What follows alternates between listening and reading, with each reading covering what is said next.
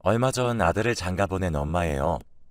한때 아들의 가슴에 씻을 수 없는 상처를 입혔던 저에게는 이번 아들의 결혼식에 남다른 의미로 다가왔습니다. 과거에 제가 벌였던 행동과 그로 인해 맺어진 인연 때문이었죠. 부모라면 누구나 내 자식만큼은 나보다 나은 삶을 살기를 바랄 겁니다. 저 역시 그랬으니까요. 하지만 세상 일이 어디 내 마음대로 되나요? 그래서 본의 아니게 어미로서 하지 말아야 할 짓을 하고 말았네요. 지금으로부터 15년 전, 저는 남편의 외도로 힘든 시간을 보내야 했어요. 더욱이 용서할 수 없었던 건 남편의 외도 상대가 다름 아닌 제 고향 친구라는 거였어요. 고등학교를 졸업하고 함께 서울의 상경에 동고동락해온 친구는 제게 있어 친자매보다 가까운 사이였고 누구보다 속 얘기를 많이 나눈 친구예요. 그래서 배신감은 차마 다 말할 수 없었죠. 썩은 가지 잘라내듯 쳐낼 수 있는 상대는 아니라는 게 가장 큰 문제였어요. 함께 해온 시간이 길었던 만큼 제 기억 속엔 친구와의 추억이 가득했거든요. 그러니 기억이 살아있는 한 영원히 고통스러울 수밖에요. 남편이요? 남편한테는 그다지 미련이 없었어요. 신혼 초부터 여자 문제로 말썽을 피워온 인간인지라 애저녁에 마음이 멀어졌었거든요. 그럼에도 부부의 연을 끊지 못했던 건 하나뿐인 아들 때문이었어요. 내 아들이 부모의 이혼 때문에 남들에게 손가락질밖에 하고 싶지 않았거든요. 그런데 그 마지막 신념마저 무너지게 한 사건이 벌어진 거예요. 바로 제 아들의 한마디 때문이었죠. 제발 내 탓 좀 하지 마. 지긋지긋해. 나 때문에 참고 산다고? 웃기시네. 엄마는 그저 혼자 살 용기가 없었던 거야. 그러니까 내 핑계 좀 대지 말라고. 그 말을 듣는 순간 저는 망치로 머리를 세게 얻어맞은 것처럼 정신이 멍했어요. 지도 남자라고 아파 편을 드는 꼴을 보니 억장이 무너지더라고요. 애비고 자식이고 꼴도 보기 싫었어요. 이 인간들과 더는 한 공간에 머물기 싫을 정도로요. 그래서 결심을 하게 된 거예요. 집을 나오기로요. 절이 싫으면 중이 나와야지 어쩌겠어요. 어디 나 없이 니들끼리 잘 살아봐라 하는 심정이었죠. 홧김에 짐을 싸들고 집을 나오긴 했는데 막상 나와보니 갈 곳이 없더라고요. 당연하죠. 지금껏 집안 살림만 하고 살아온 제가 갈 곳이 어디 있겠어요. 제일 친한 동물하고 하나 있는 건 철천지 원수가 돼버린 마당이니 말이에요. 그렇다고 친정으로도 갈 수 없었어요. 이날 이때까지 표현도 한번 못하고 그렇게 산 주제에 40줄에 들어 남편과 자식 버리고 집 나왔다는 말을 어떻게 해요? 그래서 막막한 심정에 정처 없이 길을 걸으며 한참을 울었어요. 살면서 남의 가슴에 못 박은 적도 없고 남보다 더 갖겠다고 악다구니를 써본 적도 없는데 왜 나한테 이런 시련이 닥친 건지 억장이 무너지더군요. 그렇게 몇 시간을 걸었나 몰라요. 날은 저물고 갈 곳 없는 발걸음은 제 가방보다 더 무거웠어요. 그래, 몸 누일 곳이나 찾자 했는데 맙소사 여관비가 3만 원이나 하지 뭐예요. 그때 제가 세상 물정도 모르던 때라 여관비 3만 원이 크게 느껴졌어요. 그래서 입술만 달싹이고 있었는데 여관 주인은 방 달라는 말도 없고 서 있는 제가 한심해 보였는지 한숨을 쉬며 손가락으로 길 건너 찜질방을 가리키더군요. 정 안 내키면 여기서 이러지 말고 길 건너 찜질방이나 가봐요. 거기엔 7천 원이면 될 거예요. 3만 원도 손 떨려서 못 쓰는 여자가 무슨 주변머리로 집을 나왔나 몰라. 비꼬는 듯한 여관 주인의 말투에 그동안 억누르고 살았던 분노가 순식간에 터져나왔어요. 아줌마가 뭘 한다고 그래요? 내가 집을 나오든 말든 아줌마가 무슨 상관이냐고요? 3만 원이요? 그깟 돈이라면 나도 있어요. 그러니까 함부로 말하지 마세요. 이젠 상전처럼 받들고 살 남편도 없고 내 등골 빼먹고 살 아들도 없으니까 그깟 돈 좀 쓴다고 무슨 대수겠어요? 나도 이젠 나한테 돈 써가면서 살 거라고요. 그러니까 무시하지 말아요. 서슬퍼런 제 말에 여관 주인은 더 이상 아무 말도 하지 않았어요. 그리고는 안 됐다는 듯 쳐다보더군요. 그 눈빛이 더 화가 났어요. 나를 동정하는 듯한 눈빛에 더 자존심이 상했거든요. 서글펐어요. 내가 뭘 잘못했다고 처음 본 사람한테 이런 동정을 받아야 하나 싶었거든요. 친구 부인과 바람난 남편 놈이나 친구 남편이랑 놀아난 친구라는 것이나, 그런데도 지 아빠 편을 드는 아들이나 다 꼴보기도 싫었어요. 그런데 그보다 더 싫은 건 바로 저였어요. 이런 와중에도 돈 3만 원에 벌벌 떨었던 제 자신 말이에요. 그래서 분풀이 하듯 소리쳤어요. 여기 3만 원 있어요. 방 주세요. 씩씩거리며 지갑에서 10,000원짜리 3장을 꺼내어 내밀었더니 아주머니가 애처로운 눈으로 저를 보더라고요. 그리고는 방 열쇠를 내주었어요. 그렇게 저는 작은 여관방에서 무려 열흘이나 보내게 되었습니다. 그러던 어느 날이었다죠. 여관 주인이 제 방으로 찾아왔더라고요. 무슨 사정이 있는지는 내 모르겠지만 어지간하면 집에 들어가요. 남편이랑 자식도 있을 텐데 언제까지 여관방에서 이러고 있을 거야. 나야 돈 벌고 좋지만 그래도 이건 아니지. 그러니 그만 집에 들어가요. 네? 이것도 인연이라고 그간 정이 든 여관 주인은 제 걱정을 해주었어요. 그 마음 때문인지 아니면 그동안 받아본 적 없는 위로 때문인지 저는 제 상황을 털어놓게 되었죠. 그러자 주인 여자는 자기 일처럼 광분하더니 며칠 뒤에 제게 일자리를 알선해 주었어요. 그깟 논팽이는 있고 자기 힘으로 벌어서 신나게 쓰고 살라고요. 여자는 자기 몸 검사할 돈만 있으면 혼자 사는 게 이득이야. 정신 나갔어? 바람난 남편에 싹퉁머리 없는 아들 뒤치다거리나 하며 살게. 일단은 먹고 잘 곳이 필요하니까 입주 가능한 곳으로 들어가는 게 좋을 거야. 그동안 살림만 하고 살았으니 남의 집 살림도 할 수 있을 거 아니야. 여관 주인 소개로 간 곳은 중소기업을 운영하는 사장님 집이었어요. 그곳에서 저는 입주가정부로 일하게 되었는데 주인집 내외가 인품도 좋고 일도 힘들지 않아서 지낼만 하더라고요. 그 집에서 한 3년 정도 일했을까요? 어느 날 집으로 남편이 찾아왔더군요. 여보, 내가 죽을 죄를 지었어. 그러니 이제 그만 화 풀고 집에 갑시다. 내가 용서해달라는 말은 안 할게. 하지만 우리 영민이 생각을 해야지. 그게 요즘 통 마음을 못 잡고 살아. 흥신소를 통해 제가 있는 곳을 알게 된 남편은 울먹이며 저에게 사과를 하더군요. 하지만 이미 마음에서 멀어진 남편의 사과는 그리 제 마음에 닿지 않았어요. 하지만 내 배로 낳은 자식놈은 못내 사무치도록 그립더군요. 그래서 아들놈 근황을 물었더니 글쎄 당신이 나가고 마음을 못 잡더니 얼마 전에는 누구랑 싸웠나 얼굴이 엉망이 돼서 왔지 뭐야. 게다가 눈을 심하게 다쳐서 하마터면 실명을 할 뻔했다고. 그 말에 정신이 번쩍 들었어요. 그래서 그 길로 남편과 함께 집으로 달려가 3년 만에 아들을 만났어요. 그 사이 키는 삐쭉 커서는 제대로 먹지도 못했는지 피부는 거칠하고 삐쩍꼬랐더군요.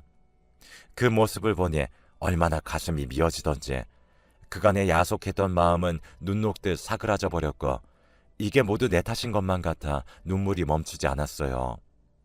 그래서 그 길로 주인집 사모님한테 그만두어야겠다고 했어요. 아들 때문이라도 내가 집에 들어가야 할 것 같더라고요. 처음엔 월급을 인상해달라고 이러는 줄 알았던 사모님은 얼마 올려주면 되겠냐고 묻더군요. 사모님, 설마 제가 자식을 팔아서 돈을 올려받겠다고 이러겠어요?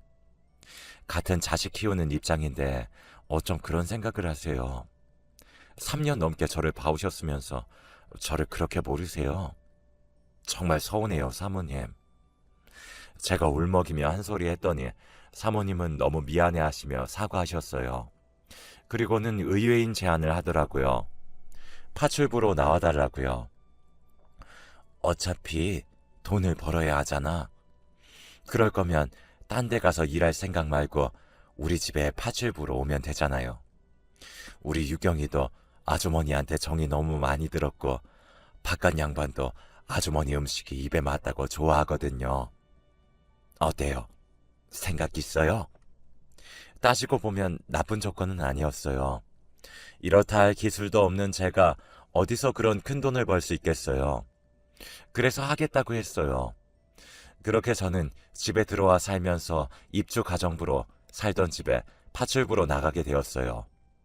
3년 만에 집에 들어간 저는 나 때문에 아들 녀석이 다친 것만 같아서 아들을 볼 때마다 죄책감에 시달렸어요.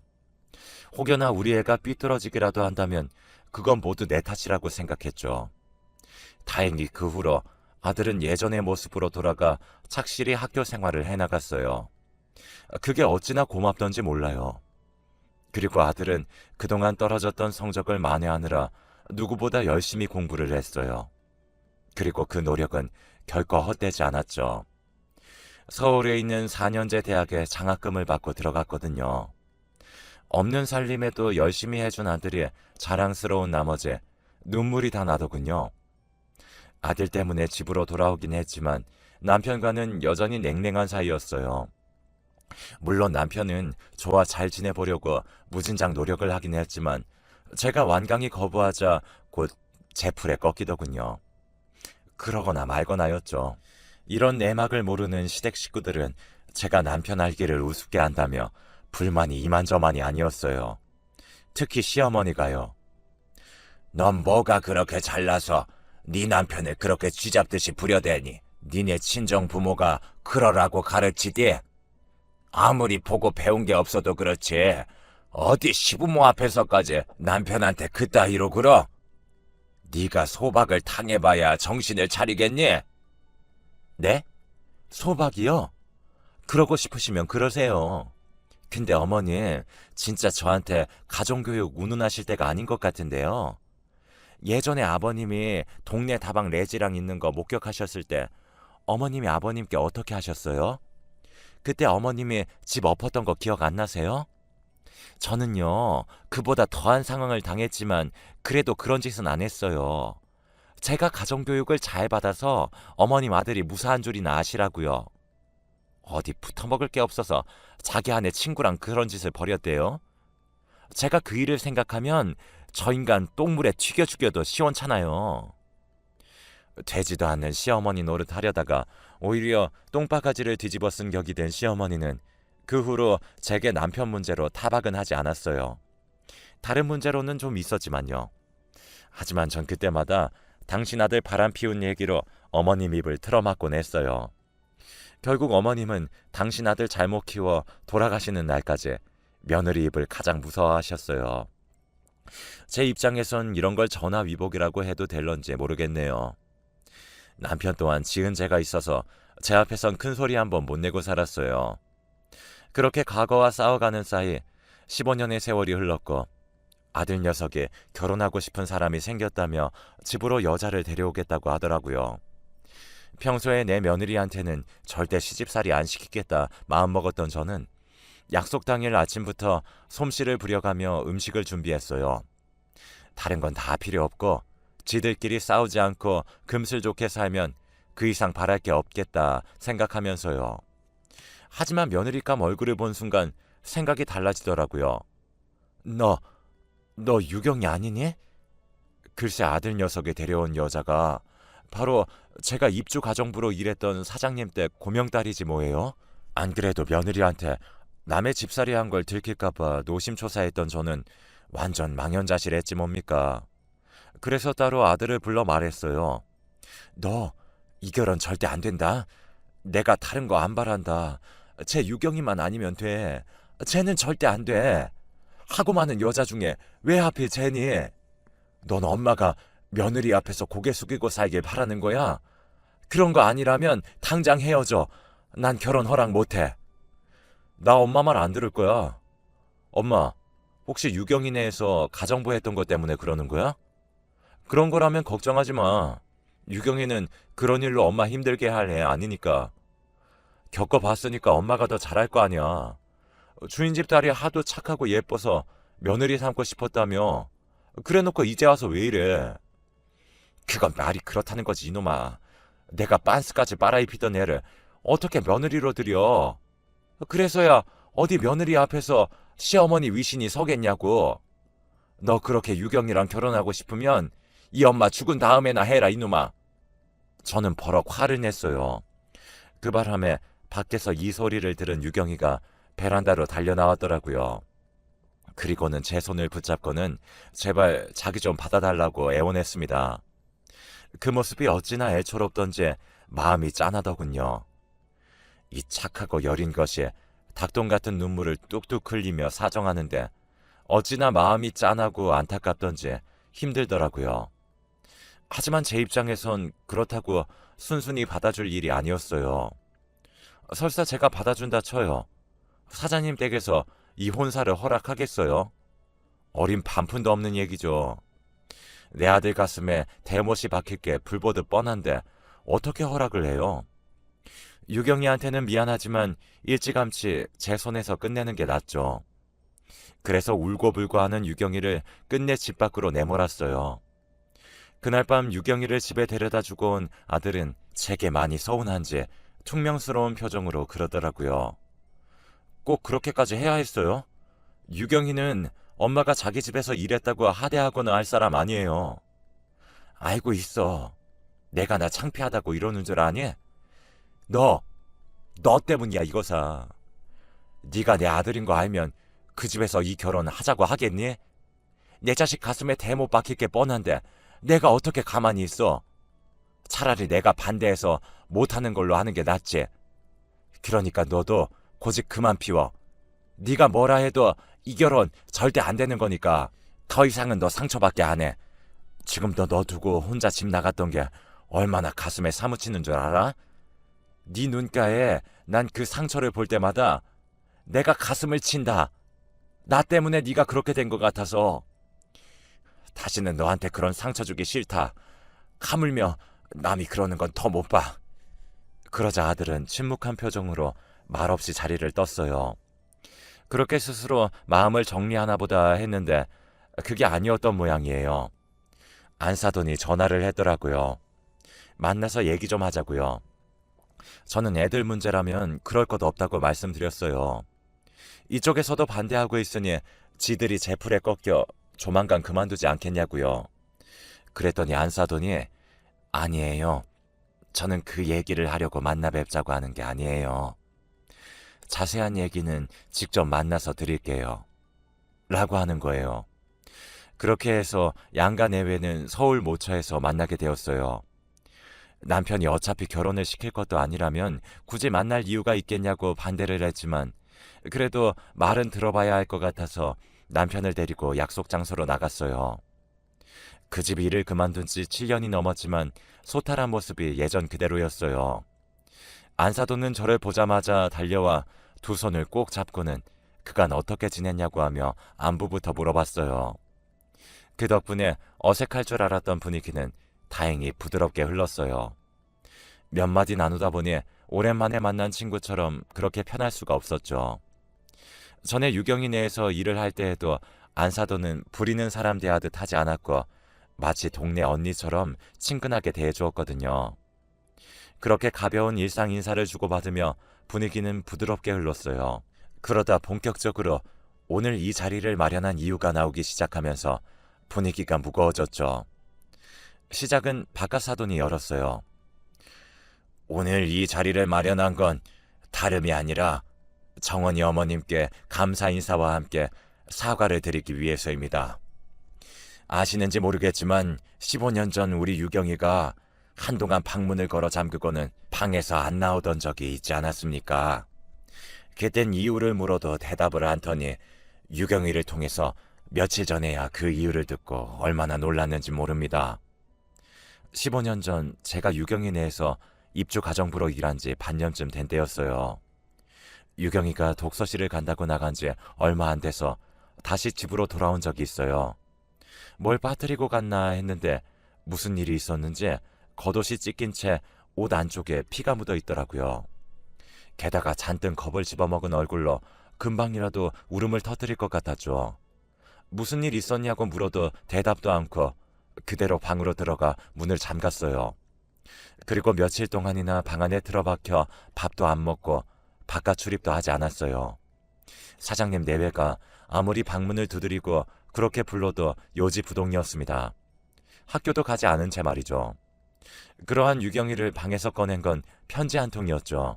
당시 유경이가 펜팔을 하던 친구가 보낸 편지였죠. 보내는 이름도 적히지 않은 편지 봉투에 장유경이라고만 적어보낸 편지였어요. 사장님 내외 몰래 유경이 방 앞에 가서 편지가 왔다고 했더니 잠시 뒤 방문을 빼꼼 열고는 편지만 가지고 가더군요. 그리곤 그날 밤 주방으로 내려와 제게 먹을 걸 달라고 했어요. 며칠을 굶은 터라 쌀밥보다는 죽이 좋을 것 같아서 야채를 다져 야채죽을 만들어 주었죠. 죽 한 그릇을 다 먹은 유경이는 내일은 학교에 갈 테니 아침에 도시락을 싸달라고 하더라고요. 비록 제 딸은 아니지만 자식을 키우는 입장에서 그 말이 그렇게 반가울 수가 없더라고요. 그래서 다음날 도시락은 평소 유경이가 좋아하던 반찬으로 싸주었던 기억이 나요. 바깥 사돈은 이야기를 이어갔어요. 독서실에 가다가 불량배들을 만나 몹쓸 짓을 당할 뻔했다지 뭡니까. 그런데 마침 근처를 지나던 중학생이 유경이를 구해주었다더군요. 그게 바로 사부인 아들인 정원입니다. 그 말을 듣는 순간 머리카락이 쭉 하고 서버렸지 뭐예요. 머릿속에 떠오르는 일이 있었거든요. 제 아들이 실명위기에 처할 정도로 다쳐서 돌아왔던 그 일이었죠. 그게 유경이를 구하려다 그랬던 거라니 손이 부들부들 떨렸어요. 왜 안 그러겠어요? 아무리 좋은 일을 하다 그런 거라지만 하마터면 내 자식 눈이 멀 뻔했는데요. 생각이 거기까지 미치고 보니 이 결혼은 절대로 안 되겠다는 생각이 들었어요. 그때였죠. 안사돈이 제 손을 덥석 잡더니 다짜고짜 사돈이라고 부르지 뭐예요. 사돈, 우리가 이런 인연으로 다시 만날 줄 누가 알았겠어요. 우리가 인연은 인연이었나 봐요.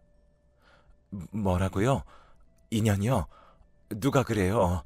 사모님한테는 제 아들이 자기 딸을 구해준 은인이었는지 모르겠지만 저한테 유경이는 내 아들 눈멀게 만들 뻔한 악연으로밖에 안 보이네요. 사모님한테 유경이가 귀한 것처럼 저한테는 제 자식이 중요하니까요. 그리고요, 저는 이 결혼 결사 반대입니다. 내 눈에 흙이 들어가기 전에는 애들 결혼 절대 안 시킨다고요. 너무 화가 나서 온몸에 열이 확 오르는 기분이었어요. 그런데 그때 바깥 사돈이 제 앞에 무릎을 꿇지 뭐예요. 그러자 안사돈도 얼른 무릎을 꿇었어요. 정원이 어머님, 용서해 주십시오. 부모 마음은 다 같은 건데 저희가 생각이 짧았습니다. 내 자식이 귀하면 남의 자식도 귀한 법인데 정원이 어머니 마음을 헤아리지 못했어요. 늦었지만 진심으로 사과드립니다. 막상 이렇게까지 과한 사과를 받고 보니 내가 더 못된 시어머니처럼 보이는 것 같아서 기분이 좋지만은 않았어요. 그래서 불편한 마음에 사부인을 억지로 일으켜 세웠어요.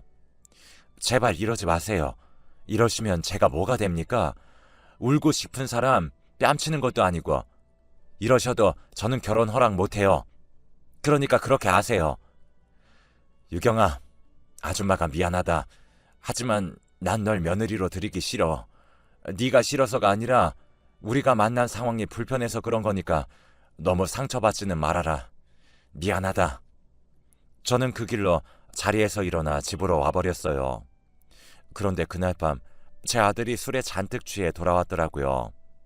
아들이 저를 보자 제 어깨를 흔들며 자기는 유경이 아니면 안 된다고 울고불고 난리를 치더라고요. 이게 하다하다 술고장으로 지 엄마한테 반항하나 싶었죠.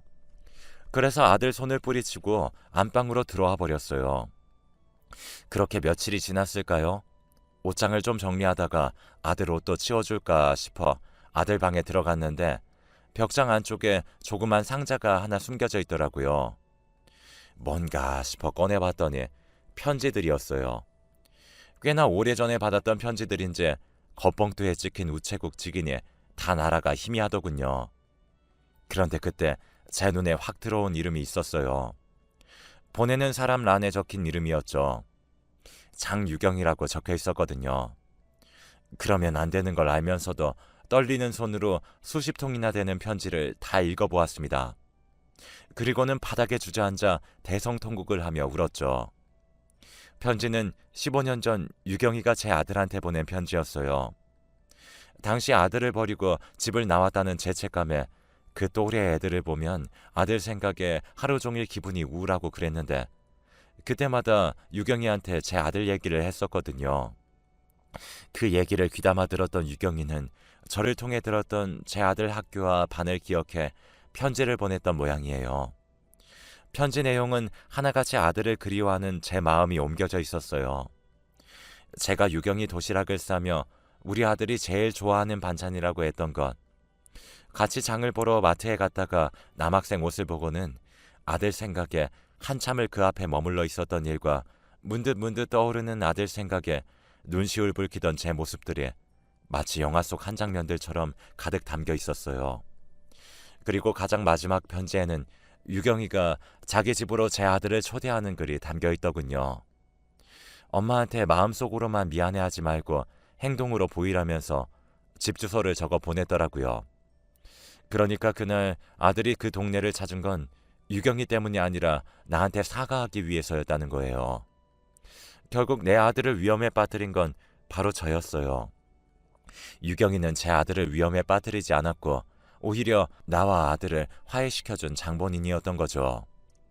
유경이가 아니었다면 제 아들은 제 마음을 알지 못했을 거고, 그랬다면 지금까지도 자기를 버린 엄마를 미워하며 살았겠죠. 아들이 공부를 열심히 하게 된 것도 유경이랑 같은 대학에 들어가기 위해서 그랬던 거였어요. 이 사실을 안 이상 그냥 넘어갈 수는 없었죠. 그래서 유경이를 불렀죠. 그리고는 오래전 일에 대한 감사와 함께 최근에 제가 가슴 아프게 했던 것들에 대해 사과를 했어요. 이렇게 예쁜 마음을 가진 아이를 몰라본 멍청한 아줌마를 용서해달라고 말이죠. 유경이는 그런 말씀 마시라며 오히려 제 눈물을 닦아주더라고요. 그렇게 우리는 15년에 걸쳐 맺어진 인연으로 고부 사이가 되었습니다. 그리고 지금은 세상에서 가장 사이가 좋은 고부로 살고 있답니다.